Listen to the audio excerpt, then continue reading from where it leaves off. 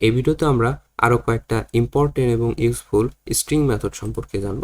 তো প্রথমে আমরা স্লাইস মেথডটা সম্পর্কে জানতে পারি। স্লাইস মেথডটা মানে হচ্ছে আপনি কোনো একটা স্ট্রিং থেকে কোনো একটা অংশ আলাদা করে নেবেন বা কেটে নেবেন, এরকম আর কি। তো আমি এখানে একটা স্ট্রিং নিলাম ভেরিয়েবলে, যে এরকম এরকম কিছু একটা নিলাম। তো আমরা চাইলে কি করতে পারি, যে ওই স্ট্রিংটা থেকে কোনো একটা কোনো একটা অংশ আলাদা করে নিয়ে নিতে পারি। যে আমি বললাম যে প্রথম দিকের কিছু অংশ আমরা এখান থেকে নিব। তো আমি এই নামটা লিখলাম, তারপরে স্লাইস মেথডটা দিলাম। তো স্লাইস মেথডটা কি করে, এর ভিতরে দুইটা মান নেয়। তো এই দুইটা মান কিভাবে কাজ করে সেটা আমরা একটু দেখে আসতে পারি। তো আমি এখানে কয়েকটা নাম্বার নিলাম। তো এই স্লাইস মেথডের মধ্যে যদি আমি লিখি যে 2,5, তাহলে এটা আসলে কিভাবে কাজ করবে। তো এটা কাজ করবে এভাবে, যে এখানে 2 থেকে নেওয়া শুরু করবে, যে 2, 3, 4 এবং 5-এর আগ পর্যন্ত এটা কেটে নেবে। তো 2, 3, 4, 5 নেবে না, 5টা ইনক্লুডেড হবে না। 5-এর আগ পর্যন্ত এটা কেটে নেবে, যে 2, 3, 4 নেবে। তো 2 থেকে শুরু হবে, 5-এর আগ পর্যন্ত নেবে। এছাড়াও আমি যদি এখানে 3,7 দিই, তাহলে কি হবে, তাহলে কিন্তু এবার বুঝতে পারতেছেন যে 3 থেকে নেওয়া শুরু হবে, 3, 4, 5 এবং 6 নিবে। 7 নিবে না, কারণ 7-এর আগ পর্যন্ত যাবে, 7টা ইনক্লুডেড হবে না। তো ব্যাপারটা অনেকটা এরকম, যে এখানে প্রথমটা আর কি স্টার্ট যেটা থাকবে সেটা, আর দ্বিতীয়টা আর কি এন্ড বিফোর, মানে শেষের আগে আর কি, শেষের শেষের আগে আর কি, যে মানে শেষেটা ইনক্লুড হবে না আর কি, এরকম। তো আমরা যদি এখানে কি বলি, যে আমরা বললাম যে এখানে 0 থেকে নেওয়া শুরু করবে এবং 4-এর আগ পর্যন্ত নেবে, 4-এর আগে পর্যন্ত নেবে, তাহলে কি হবে, যে 0, 1, 2, 3। তো প্রথমে এইটুকু কেটে নেবে, টি হচ্ছে 4 নাম্বারটা, তো টি এর আগ পর্যন্ত এটা নিবে। তো আমি যদি এখন এখানে একটা কনসোল লক করি, যে ফার্স্ট পার্টটা যে দেখার জন্য কতটুকু অংশ কেটে নিল, নোট লিখলাম, ফাইলের নাম দিলাম, তারপর এন্টার দিলে এই যে প্রথমে কিন্তু এইটুকু অংশ কেটে নিছে। তো স্লাইস মেথডটা আর কি এভাবে কোনো নির্দিষ্ট অংশ কেটে নেয়। তো এটা আমরা বুঝলাম। তো এরপরে আমরা স্প্লিট মেথডটা দেখব। তো স্প্লিট মেথডটা আর কি ভাগ করে ফেলে আর কি, তো কোনো একটা স্ট্রিংকে ভাগ করে ফেলে। তো এটা যদি আমরা দেখার চেষ্টা করি, আমি একটা বড় স্ট্রিং নিলাম, যে লার্নিং লার্নিং জাভাস্ক্রিপ্ট। তো এরকম আমি একটা বড় স্ট্রিং নিলাম। তো আমি যদি এখন এটাকে স্প্লিট মেথডের মাধ্যমে দেখার চেষ্টা করি, যে নর্মালি স্প্লিটটাই রেখে দিলাম প্রথমে। তো এটা কি করে দেখেন, তো এটা কি পুরো স্ট্রিংটা জাস্ট একটা অ্যারের ভিতরে দিয়ে দিছে। তো জাস্ট স্প্লিট মেথড দেওয়ার কারণে এরা পুরো স্ট্রিংটা একটা কি বলে অ্যারের ভিতরে দিয়ে দিচ্ছে। তো আমি যদি এখানে একটা এমটি স্ট্রিং দিই স্প্লিটের মধ্যে, তাহলে কি করে দেখেন, তাহলে এটা প্রত্যেকটা লেটার এবং প্রত্যেকটা ফাঁকা জায়গা, স্পেস, হোয়াইট স্পেস সবগুলোকে আলাদা আলাদা করে দিয়ে দিছে, ভাগ করে দিয়ে দিছে। তো কমা দিয়ে দিয়ে ভাগ করে দিয়ে দিছে, যে এভাবে, যে তারপরে একটা স্পেস ছিল ওইটা, তারপরে স্পেস ছিল ওইটা, তারপরে আর কি এভাবে আর কি প্রত্যেকটা ভাগ করে করে দিয়ে দিছে।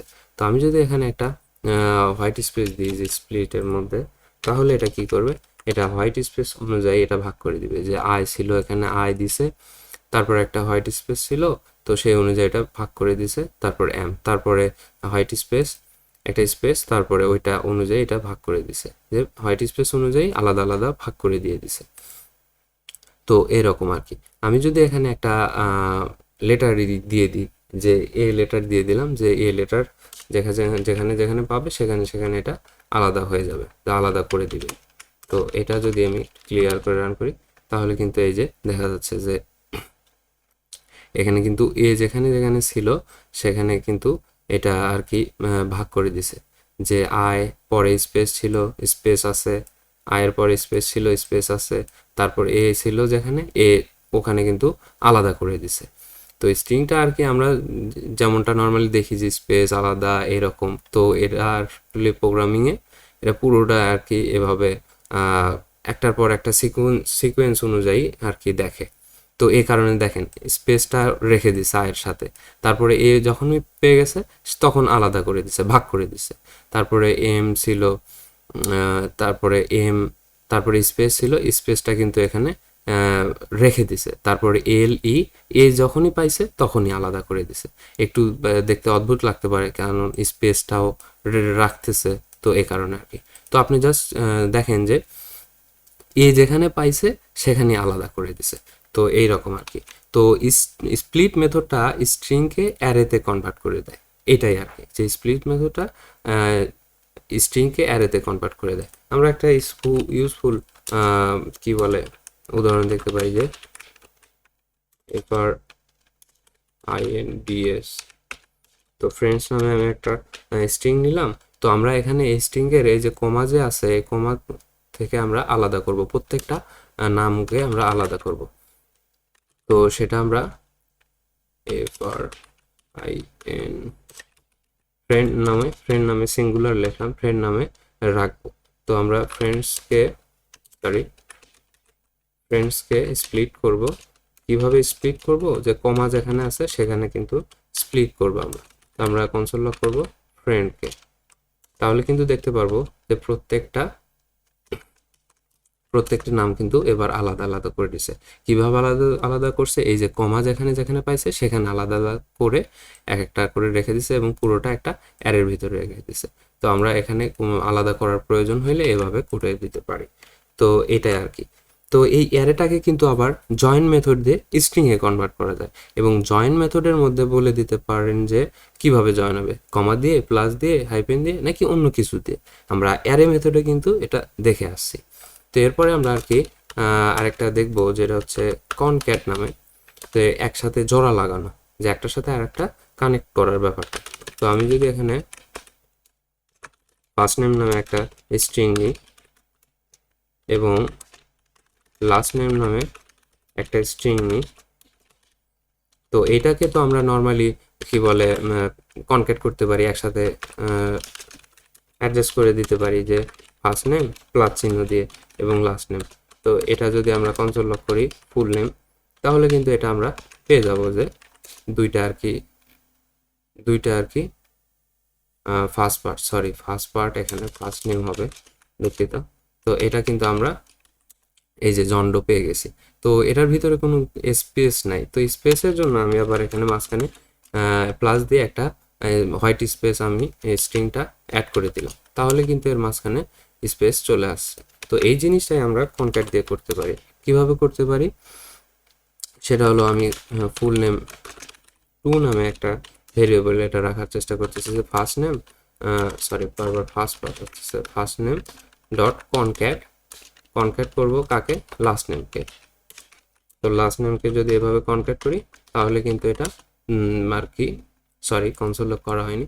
তো কনসোল লক যদি করি যে ফুল নেম 2, তাহলে কিন্তু এটা দুইটা নাম একসাথে দিয়ে দিছে। তো আবার ওই মাঝখানে স্পেস নেই।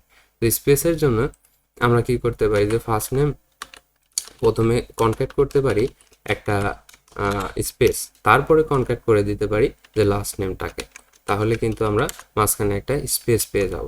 তো প্রথমে একটা স্পেস ফার্স্ট নেমের সাথে স্পেস অ্যাড হচ্ছে, তারপরে আর কি লাস্ট নেমটা অ্যাড হচ্ছে। তো এভাবে আর কি করা যায়, যে কনক্যাটের মাধ্যমে একটা স্ট্রিং এর সাথে আর একটা স্ট্রিং জোড়া দেওয়ার ব্যাপারটা করা যায়। তো শেষে আমরা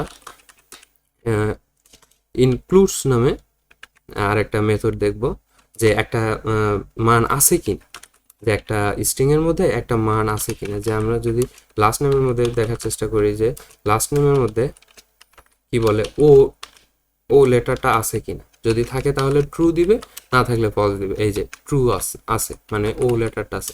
আমি যখন এম বলি তাহলে কিন্তু বলবে নাই, যে ফলস নাই। তো ইনক্লুডস মেথডের মাধ্যমে আমরা চেক করতে পারি যে কোনো একটা লেটার বা কোনো একটা মান আছে কিনা। তো আমরা কিন্তু এই ইনক্লুডস, কনক্যাট, স্লাইস মেথডগুলো অ্যারের ক্ষেত্রে দেখে আসছি।